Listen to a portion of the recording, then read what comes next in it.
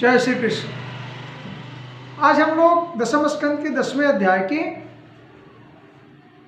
यमला अर्जुन का उद्धार नामक जो अध्याय है उसकी कथा आपस में कहेंगे, सुनेंगे। हम इस कथा का उठाने का आज उद्देश्य ये है कि अगर व्यक्ति को श्राप मिलता है या किसी तरह से सभी कथाओं में यह वर्णन आया है कि जब व्यक्ति को श्राप मिलता है तो उसके पीछे कुछ न कुछ निहितार्थ रहता है। श्राप मिलना अच्छी बात नहीं है, लेकिन कुछ तो दुर्गुण था, कुछ तो आपके अंदर ऐसी कृत्यों का अभिमान था, घमंड था, दुराचरण था, जिसको काटने के लिए या जिसके कारण से श्राप मिलता है। आपको कोई भला बुरा कहता है और आपको दंडित करता है या किसी तरह का जो दंड आपको मिलता है उसके पीछे हमारी आपकी करनी होती है। तो ऐसे देवताओं की कथाओं में भी जब हम पुराण शास्त्रों में जाते हैं तो श्राप का जो वर्णन हम देखते हैं, सभी ऋषि मुनि या देवता आदि जो श्राप देते रहे हैं उसके पीछे व्यक्ति विशेष का या जीव विशेष का उद्धार छिपा रहता है। अनुग्रह करने के लिए श्राप मिलते हैं और आपके कर्म बंधन पाप को काटने के लिए श्राप मिलते हैं। अब एक बार की कथा है, राजा परीक्षित ने पूछा सुखदेव जी से प्रश्न करते हुए कि नलकूबर और मणिग्रीव को श्राप क्यों मिला और उन्होंने ऐसा कौन सा कर्म किया, निंदित कर्म किया, जिसके कारण ब्रह्मर्षि नारद जी ने उन्हें श्राप दिया। सुखदेव जी परीक्षित जी से कहते हैं कि नलकूबर और मणिग्रीव ये दोनों धन के देवता कुबेर जी के पुत्र हैं और ये धन के अधिकता में, उन्माद में मदान्ध हो गए हैं। इस तरह से घटना मदान्ध में होने में एक धन का कारण है कुबेर जी का, दूसरा ये है कि ये दोनों भगवान शंकर के अनुचर हैं, अर्थात ये कह लें कि पोजीशन भी इनकी भगवान शंकर के गण या अनुचरों में हो गई, इसलिए भी इन्हें अहंकार बढ़ गया। घटना ऐसी है कि एक बार कैलाश पर्वत में ये लोग घूम रहे थे तालाब के किनारे और वहां पर मदिरापान कर रखा है। वारुणिम मदिराम पित्वा मदा घोरणी तलोचनो, और इतना शराब पी ली, मदिरा पी लिया ये लोग कि इनके आंखें गोल गोल घूम रही हैं। मदा घूर्णी तलोचनो, और यह करते हुए देखते हुए बहुत सारी स्त्रियां उनके आसपास उस तालाब के नीचे बगल में विहार कर रहे हैं। सब लोग पुष्प से लदे हुए हैं। स्त्री जनैर गुणार यदृदिश्चरे तो पुष्पिते वने, तो पुष्प से लदे हुए उस वन में लोग विहार कर रहे हैं, आनंदमय हो रहे हैं। उस समय गंगा जी में पात के 5 कमल खिले हुए हैं। वे स्त्रियों के साथ जल के भीतर घुस गए, आनंद उठा रहे हैं स्त्रियों के साथ और जल क्रीड़ा कर रहे हैं और तरह तरह के आनंद भोग विलास की कह लें ये कि कामोन्मुक्त हो रहे हैं। ये तो ठीक है, मतवाले हो रहे हैं। और ऐसा करते हुए उधर से देवर्षि नारद जा रहे हैं। महर्षि नारद को देखते हुए स्त्रियां तो लज्जावश अपने को संभाल करके वस्त्र धारण करके बाहर निकल आती हैं, परंतु ये दोनों पुरुष नशे में, मदिरापान के नशे में नंग दड़ंग वहीं उनके सामने प्रकट हो रहे हैं और घूम रहे हैं। और यही नहीं, अनाप शनाप बक रहे हैं। होता ही है, आप समझते हैं, मदिरापान करने के बाद अपना सेंस खो जाता है। नर्वस सिस्टम, जो विज्ञान की बात कर लें, साइंस की बात कर लें, तो उसमें चेतना, आंवला जो पोन्स है, मस्तिष्क के नीचे एक नस होती है मेडुला ऑब्लांगा, वो डिस्टर्ब हो जाता है। हाथ पैर इधर पड़ता है, उधर पड़ता है, पैर रखते यहाँ हैं, गिरते वहाँ हैं। और इसीलिए आप देखते होंगे मदिरापान करने वालों की छत बिछत या पैर लड़खड़ाते हुए हैं। इस तरह से उस समय का कुछ दृश्य है। जब देवर्षि नारद ने देखा कि अरे ये तो देवताओं के पुत्र हैं, तौ दृष्ट्वा मदिरा मत्तौ श्रीमदान्धौ सुरात्मजौ। देवर्षि नारद देख रहे हैं, अरे ये तो देवताओं के पुत्र हैं और अपने धन और मदिरा पीकर के ये मदमस्त हो रहे हैं। तयोर अनुग्रहार्थाय, देखिए इस तरह से उनके अनुग्रह के लिए, उनके कर्म बंधन नष्ट होने के लिए, उनके पाप नष्ट करने के लिए भगवान को या देवर्षि नारद को गुस्सा आती है। शापम दास्यन्निदम जगौ, और वो श्राप देते हैं। कहते हैं श्राप भी किस काम के लिए है? अनुग्रह करने के लिए। तो भगवान या उनके पार्षद या देवता या बड़े लोग जब हमें आपको कुछ कहते हैं, दंड देते हैं, उसके पीछे कुछ न कुछ हमारा ये कह लें कि हमारे कल्याण की बात छिपी होती है।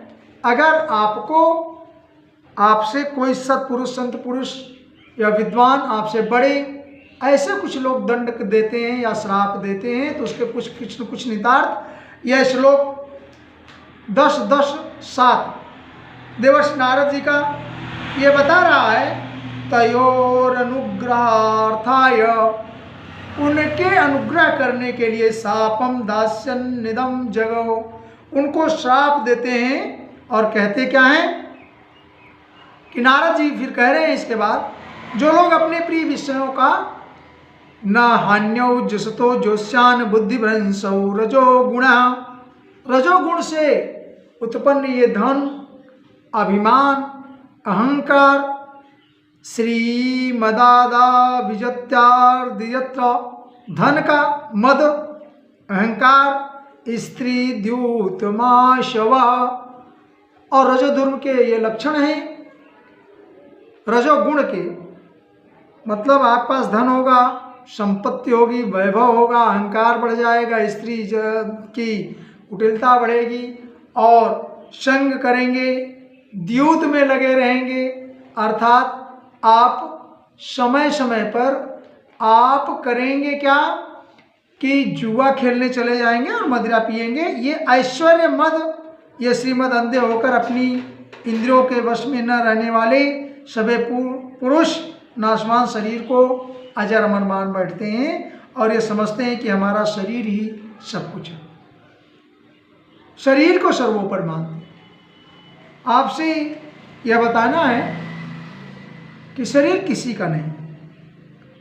शरीर किसका है या शरीर किसकी संपत्ति है? 11 श्लोक किसी की नहीं है। देह किमन्न धातो स्वयं, ये किसी की नहीं है।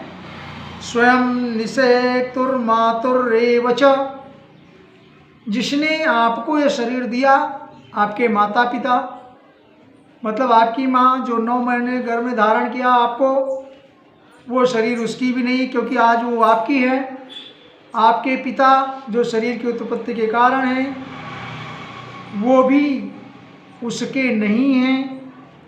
आपकी नानी नाना जिसने शरीर के कारण बने, वह भी उस शरीर पर कोई उनका अधिकार नहीं है। तो ये शरीर है किसका?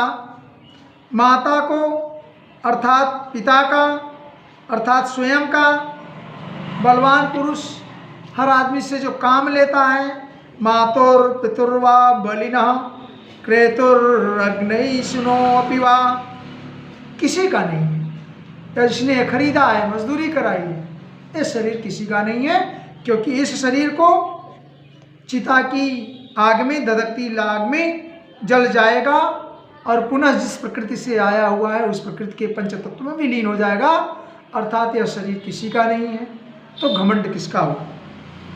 यह बहुत साधारण सी बात है कि एक ऐसी साधारण वस्तु है जो प्रकृति से पैदा होती, प्रकृति में विलीन हो जाती है, इसलिए शरीर का कैसा अभिमान। अब शरीर से जैसा आपने कृत्य किया वो कर्म का अभिमान। अब रजोगुण तमोगुण से आपने जो प्रेरित होकर कार्य कराया है इस शरीर से, उसी का कारण और फल है जो हमें आपको कष्ट भोगना पड़ रहा है। तो कहते हैं कि जो श्राप मिला वो श्राप तदंतर चलता रहेगा, और आपके श्राप मिलने के बाद कई बातें होती हैं, जैसे आपके सारे गुण तमोगुण रजोगुण ये नष्ट हो जाते हैं। आपको धन का या संपत्ति का, वैभव का, ऐश्वर्य का जो अभिमान है वो इसके बाद क्षीण हो जाते हैं। इसमें जब श्री या कह लें दुष्ट लोग जो हैं वो धन के और वैभव के, ऐश्वर्य के चक्कर में अहंकार स्वरूप हो जाते हैं। और 13वां श्लोक, ये जो असत चीजें हैं, असत श्रीमदान्धस्य दारिद्र्यम परम अंजनम, ऐसे लोगों के लिए तो दरिद्रता अगर आ जाए, उनके सारे धन नष्ट हो जाए, वैभव ऐश्वर्य नष्ट हो जाए और दरिद्र बन जाए, तो उनके लिए काजल या अंजन का काम करेगा। जैसे आँखों की पीड़ा या कष्ट या रोग दूर करने के लिए, ज्योति बढ़ाने के लिए, प्रकाश बढ़ाने के लिए, दिशा देने के लिए किसकी आवश्यकता पड़ती है, तो अंजन की आवश्यकता पड़ती है। इसीलिए शरीर के पापों को नष्ट करने के लिए, समझने के लिए, ताप में आने के लिए, या ये कह ले तपोबल बढ़ाने के लिए, आपके पास अगर दरिद्रता आ जाती तो आप इन पाप से बच जाते।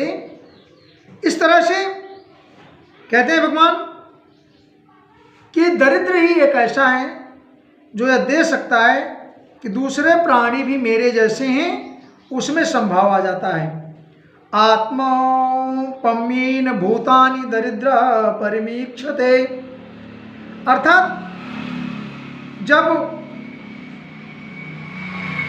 कोई दरिद्र हो जाए, कोई निर्धन हो जाए, कोई गरीब कह लें हो जाए, सारे पर्यायवाची हैं, या किसी की संपत्ति ऐश्वर्य सब नष्ट हो जाए, उसकी आवश्यकताएं पूरी ना हो, तो उस समय में उसे भगवान की याद आती है, और उसकी याद में वो तप करता है, मनन करता है, चिंतन करता है।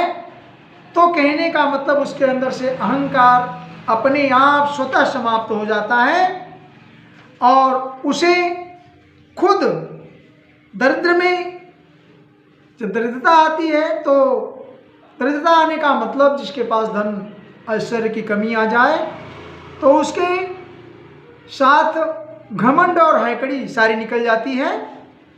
ऐसा श्लोक 15, दरिद्रो निरहस्तंभो मुक्त सर्वमदैरिह कृच्छं यच्छयाप्नोति तदितस्य परमं तपः। दरिद्रता को भगवान नारद जी कहते हैं कि दरिद्रता एक परम तप है। क्यों? क्योंकि उसे पहली बात तो अहंकार या मद तो तुरंत नष्ट हो जाता है। थोड़ा सा उसको कुछ दैववश ईश्वर की इच्छा के अनुसार कुछ कष्ट उठाना पड़ता है, तो वो जो अपनी भूख प्यास या सामर्थ्य की कमी के कारण जो वो उपासना करता है परमात्मा की, ऐसी दृढ़ता, ऐसी भूख प्यास में शरीर दुर्बल हो जाता है, घमंड खत्म हो जाता है और धीरे धीरे उसके अंदर वो तपबल आ जाता है, तपस्या आ जाता है। अर्थात without wealth have to perform, बिना किसी चीज़ की सामग्री की उसे कर्म करना पड़ता है, खाना पीना करना पड़ता है, शरीर चलाना पड़ता है, संसार में रहना पड़ता है, जीवन को आगे बढ़ाना पड़ता है। ऐसी स्थिति में वो सारे कर्म करते करते तपनिष्ठ हो जाता है। अगर दरिद्रता नहीं, सारे वैभव हैं, धन है, ऐश्वर्य है, आपके पास नाम है, आपका प्रभाव है, तो आपके साथ तप नहीं हो पाता। लेकिन जिसको भोजन नहीं है, जिसकी गरीबी है, जिसकी सामर्थ्य नहीं है, जिसकी जान पहचान नहीं है, जिसका ऐश्वर्य नहीं है, उसको हर चीज़ करने में परमात्मा की याद बनी रहती है और सब जगह वो उसकी कमी पड़ी रहती है। इसलिए वो निरंतर परमात्मा को भजते रहता है और उस मुश्किलों में उसकी दृष्टि समभाव हो जाती है, वो सबको एक जैसा करने लगता है। कहावत है, जाके पैर न फटी बिवाई सो का जाने पीर पर आए। अर्थात जिसको पैर में बवाए, जैसा एक खत है, घाव है, वो नहीं होता है तो उसको दूसरे का दर्द पता नहीं चलता। इसलिए दरिद्र होना ये कहा जाता है कि तपस्या का एक लक्षण है और धन होना मत का कारण है। देखिए, धन के जो धनी पुरुष हैं उनमें दोष आ जाते हैं। 3 तरह के दोष बताए गए हैं धन पुरुष में, या जो धनी लोग हैं उनके 3 दोष बताए गए हैं। एक तो धन का होना, क्योंकि धन होगा तो धन से अहंकार पैदा हो जाएगा। पहली बात, सारी चीज़ों का लालसा, कामुकता, आवश्यकता से अधिक संग्रह करने की इच्छा प्राप्त होगी। तो एक तो धन होना स्वयं में एक प्रकार का दुर्गुण है। दूसरा, वो दोष धन की लालसा, क्योंकि धन है तो और अधिक धन भी संग्रह करने का। कहते हैं आवत हाई जात संतोष, जब धन आने लगता है तो उसकी लालसा, तृप्सा बढ़ती जाती है। 2 से 4, 4 से 8, 8 से 16 करने की, कई गुना करने की, बनाने की इच्छा बनी रहती है। ये तृष्णा बढ़ी जाती है। धन तृष्णा रुकती नहीं, क्योंकि आवश्यकता पूरी नहीं होती और आपकी चाहत बढ़ती जाती है। तो धन स्वयं में एक दोष है और धन की लालसा उससे ज़्यादा दोष है। धन का अभिमान हो जाना और धन की, लेकिन दरिद्र में जब आप जाएंगे तो ये तीनों दोष में 2 तो नहीं रहेगा। एक तो उसके पास धन नहीं, इसलिए उसे दरिद्र कहा, और धन नहीं है तो धन के कारण दूसरा उसका अभिमान नहीं बढ़ेगा, कोई कुकर्म नहीं होगा, कोई गलत काम नहीं होगा, क्योंकि उसी में वो समेटा है, उसी तप में वो परेशान है, अपने के जुआड़ में लगा है। और तीसरा ये है कि जो रही सही बात होती है क्या, कि उसकी धन की तृष्णा, वो जब संत पुरुषों का समागम होता है उसके साथ, तो वो भी रही सही तृष्णा, धन की भी लालसा भी दरिद्र के अंदर से घट जाती है, हट जाती है। अब बात यह आती है कि जो ये संत पुरुष हैं, जो वैरागी लोग हैं, जो पंडित पुरोहित हैं, वो किस तरह से धन की लालसा हटाते हैं और जो दरिद्र होता है उसके ही साथ क्यों ऐसे पुरुषों का एकाभाव होता है। तो इसके लिए सब जो समदर्शी संत हैं वो सबके चित्त में समानता रखते हैं, लेकिन जो दरिद्र है वो भगवान को प्रिय है, संतों को प्रिय है, वो उसके अंदर आदर भाव सम्मान ज़्यादा है, इसलिए संत को भी वो प्रिय है और उसकी उपस्थिति के कारण उसकी तृष्णा भी जाती रहती है। इस तरह से भगवान के नारद जी के, देवर्षि नारद जी के श्राप से ये दोनों लोग खुद में अपने श्राप के कारण, खुद में अपने श्राप से कह लें जो परिणित रिजल्ट मिली, वो पौधों की योनि में ये चले जाते हैं और वृक्ष योनि में जाने के कारण ऐसी भगवान ने आगे कालांतर में कृपा करी। देवर्षि नारद ने ये बात कही कि वृक्ष में जाने पर मेरी कृपा से इन्हें भगवान की स्मृति बनी रहेगी और मेरे अनुग्रह से 100 वर्ष के पश्चात बीत जाने पर इन्हें भगवान श्री कृष्ण का सानिध्य प्राप्त होगा और ये भगवान के परम चरणों में उपस्थित होने के कारण इनका कल्याण होगा। अर्थात पहले जो ध्यान दें कि श्राप भी अनुग्रह के लिए है। ऐसे देवता, बड़े लोग, विद्वान लोग हमको यदि डांट फटकार लगाते हैं या हमारे पास दरिद्रता रहती है, धन कम रहता है, तो ये समझें कि भगवान का अनुग्रह बना हुआ है, उनकी याद बनी हुई है और इसी से ही कल्याण होगा। क्योंकि न शरीर साथ जाएगा, न धन जाएगा, न ईश्वर, न मत। ये सारे कर्म आपको यहाँ पर माया से जनित हैं। माया के जनित वो आपको केवल कष्ट देंगे। इसलिए हर समय अपने को चैतन्य रखें, परमात्मा को याद करें। इसका मतलब ये नहीं आप दरिद्र बने रहें, इसका मतलब ये भी नहीं आप कर्म न करें, लेकिन आप धन का दुरुपयोग न करें, मदान्ध न हो और आपके अंदर तमोगुण न उपस्थित हो, कोई अन्याय, अनाचार, दुराचार न करें, भगवान का चिंतन बने रहें, तब वह श्री आपके हित में आएगी, काम में आएगी। जय श्री कृष्ण।